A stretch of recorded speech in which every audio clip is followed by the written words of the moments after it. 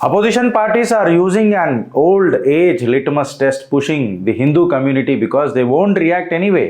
Hindu community react కాదు, తన పని తను చేసుకుంటూ పోతుంది, ప్యాసివ్ ఉంటాం. అయ్యా మనకు ఎందుకు లే లొల్లి అంతా, అసలు ఎందుకు ఇదంతా లొల్లి అని.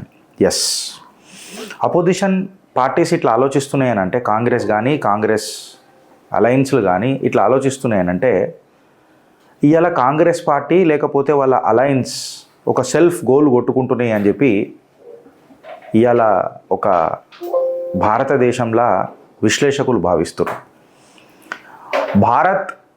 భారత్ని మీరు ఒకసారి కంపేర్ చేసి చూస్తే, భారతదేశాన్ని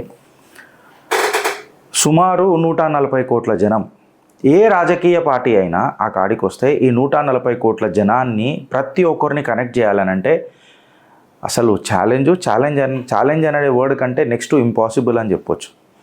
ఈ 140 కోట్ల జనాభాలో మళ్ళా మనకు దగ్గర ఎన్నో మతాల వారు, భిన్నాభిప్రాయాల వారు మనకు కనిపిస్తారు. మతాలు ఎన్నున్నా కొన్ని ఎలక్షన్స్ మనము మతపరమైన రాజకీయాలలో కూడా గెలిచిన దశ మనకు కనిపించిందా లేదా అని అన్నది ఇలా ఒక గొప్ప వాదన. అయితే ఇప్పుడు మతోన్వాద రాజకీయాలు అని అనగానే కొంతమంది లేస్తారు, ఇక వాళ్ళ లోపల ఉన్న చైతన్యం లేస్తుంది. లేచి ఇక కమ్యూనిస్టులు అందరూ మాట్లాడతారు, అనలిస్టులు అయిపోతారు. ఆ కమ్యూనిస్టులు అందరూ అనలిస్టులు అయిపోయి ఏమని మాట్లాడతారనంటే, ఆగో భారతీయ జనతా పార్టీ చేస్తుంది, మతతత్వ రాజకీయాలంతా భారతీయ జనతా పార్టీ చేస్తుంది అని చెప్పి మాట్లాడతారు. అయితే ఆ మతతత్వ పార్టీలు ఏవైతే చేస్తాయి అని చెప్పి భావిస్తారో వాళ్ళకి ఎంఐఎం గుర్తురాదు, కమ్యూనిస్ట్ పార్టీలు గుర్తురావు, కాంగ్రెస్ పార్టీ అసలే గుర్తురాదు. మైనారిటీలకు ఇచ్చే అపీస్మెంట్ అనేది వాళ్ళ హక్కులాగా భావిస్తారు, వాళ్ళ నైతిక విలువ లెక్క భావిస్తారు, అది భారత రాజ్యాంగం లెక్క భావిస్తారు. సో ఈ మతతత్వ రాజకీయాలు ఎలక్షన్లో ఎంతవరకు ప్రభావితం చేస్తాయి అని చెప్పి మనం మాట్లాడితే, ఒక పార్టీది మనము గెలుపు చూస్తూనే ఉన్నాం భాగ్యనగరంలో, హైదరాబాద్లో ఎంఐఎం పార్టీది. ఎల్లప్పుడూ ఎంతసేపు సెక్యులర్ మాట ముచ్చట బయటికేని మాట్లాడతారు, కానీ లోపలికేని మాట్లాడేది మొత్తం అబ్సల్యూట్లీ ఒక మతతత్వ రాజకీయాలే. కంప్లీట్ బయాస్డ్గా మాట్లాడతారు, మళ్ళా కెమెరాల ముంగటికి వచ్చినప్పుడు మాత్రం సెక్యులర్ భావజాలాలు వ్యక్తం చేస్తారు. ఇప్పుడు పెద్ద క్వశ్చన్ ఏమైపోయిందని అంటే, 70% నుంచి 75% ఉన్న పాపులేషన్, ఆ కమ్యూనిటీ, హిందూ కమ్యూనిటీ ఏం చేయలేదా? ఆ పని చేయనీకే వాళ్ళకు చేత కాదా? ఎంతసేపు వీళ్ళు శాంతి దూతలేనా? వాళ్ళ బిజినెస్ వాళ్ళు మైండ్ చేసుకొని వెళ్ళిపోతారా? వాళ్లకు పట్టింపులు ఉంటాయా? ఈ రాజకీయ పట్టింపులు ఉంటాయా? సెక్యులర్ భావజాలాలు హిందువులకే ఎందుకు ఎక్కువ?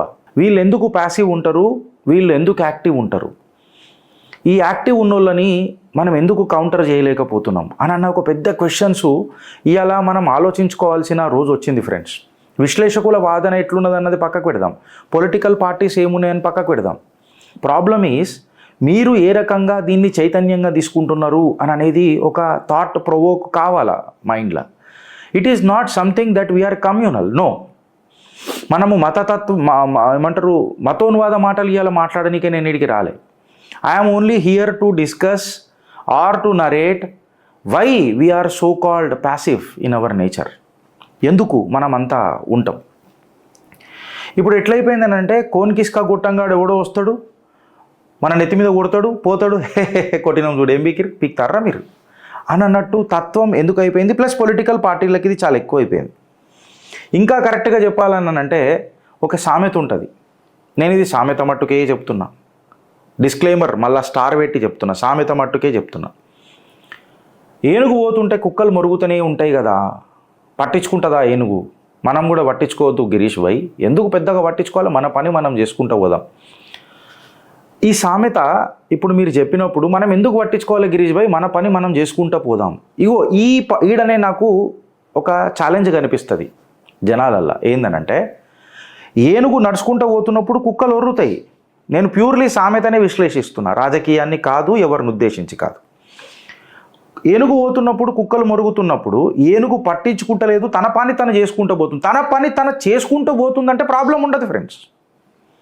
మన పని మనం చేసుకుంటూ పోయి చేసుకుంటూ పోతే ప్రాబ్లం ఉండదు. మన పని మనం చేస్తలేం కాబట్టి ఆ కుక్కలు మురుగుతున్నాయి. ఏనుగు కూడా పట్టించుకుంటలేదు కాబట్టే ఇంకెక్కువ మురుగుతున్నాయి. బట్ అదే ఏనుగు ఒకసారి వెనుకకు తిరిగి ఇట్లా పక్కకు చూసి తోకతోనైనా పీల్చుకునే గాలి తొండంతోనైనా అని చెప్పి తుమ్మినా ఈ కుక్కలన్నీ ఎట్లగిరి పడితే మురిగే కుక్కలు అనేది ఒకసారి అర్థం చేసుకోండి. ఫ్యాక్ట్ ఏందనంటే ఆ ఏనుగు కాలు కిందికి వచ్చినాయనంటే ఏమైపోతాయి ఆ కుక్కల జీవితాలు అనేది ఒకసారి మీరు అర్థం చేసుకోరు. అండ్ దిస్ ఈజ్ ప్యూర్లీ నేను ఆ సామెత మట్టుకే మాట్లాడిన. ఇప్పుడు నేను మళ్ళీ రాజకీయం మొదలెడతా. సంథింగ్ ఓ బిగ్ యానిమల్, ఒక చిన్న యానిమల్ మనని వచ్చి ఛాలెంజ్ చేస్తున్నది అంటే we need to be very కేర్ఫుల్లా కాదా, మన కర్తవ్యం మనకు తెలవాలనా వద్దా, ఈ మాట మనం ఎందుకు మాట్లాడాల్సి వస్తున్నది, ఇప్పుడు ఎందుకు చేయాల్సి వస్తున్నది అని చెప్పి మనం మాట్లాడితే అపోజిషన్ పార్టీస్ ఏవి తీసుకున్నా Congress and it's India alliance సనాతన సంతానాన్ని ఆ కాడికి వస్తే హిందూ ధర్మాన్ని they are taken it for granted. రాముడిని అవమానిస్తారు. రాముడు తాగుబోతు అని చెప్పి ఒక డిఎంకే వాడు మాట్లాడతాడు వెనకటికి, అడియాలి బతుకున్నాడో సచ్చిండో, చచ్చిపోయిండు అనుకుంటా. రామ ప్రాణప్రతిష్ఠ అవసరమా అంటారు. అరే మస్జిద్ కూలగొట్టినరు, రామ మందిరం ఎందుకు కట్టాలా, హాస్పిటల్ కట్టాలా అని చెప్తారు. మళ్ళీ మస్జిద్ ఎందుకు హాస్పిటల్ కట్టాలా అని ఎన్నడూ మాట్లాడరు. రామ ప్రాణ ప్రతిష్ఠ జరుగుతుంటే అవమానిస్తారు, కోర్టులకు ఇచ్చిన తీర్పులను ధిక్కరిస్తారు. రామసేతుని ఇరగొట్టేద్దాం, మన ఆస్థాని బద్దలు కొట్టేద్దాం అన్నట్టు మాట్లాడతారు. బెంగళూరులో మొన్న హనుమాన్ చాలీసా చదవద్దు, నిన్న చెంగిచెర్ల హోలీ మీరు ఆడొద్దు. ఉత్తరప్రదేశ్లో పసికూనల గొంతు కోసి రక్తం దాగుడు, సనాతన సంతానం is for granted. But the fact of the matter ఏందనంటే, ఇంకా హీనమైన మాట ఏందనంటే, సనాతన ఏవైతే కమ్యూనిటీ ఉన్నదో, సనాతన ధర్మం ఏదైతే ఉన్నదో దాన్ని కంప్లీట్గా ఎరాడికేట్ చేయాలా. It should be eradicated something like malaria and dengue అన్న మాట వచ్చిందనంటే, ఒక దోమలను మనం చేయనీకే అన్ని చర్యలు తీసుకుంటాం, దాన్ని చేతితో కొట్టి చంపుతాం, పొగిడుస్తాం, అగరబత్తీలు పెడతాం, ఆల్అవుట్లు పెడతాం, అన్నీ పెడతాం, దాన్ని అంతం చేసేదాకా ప్రయత్నం చేస్తాం. ఈ ఎరాడికేట్ అనే వర్డ్ ఏడుకు వస్తుంది? దీన్ని ఎట్లా విశ్లేషించుకోవాలా?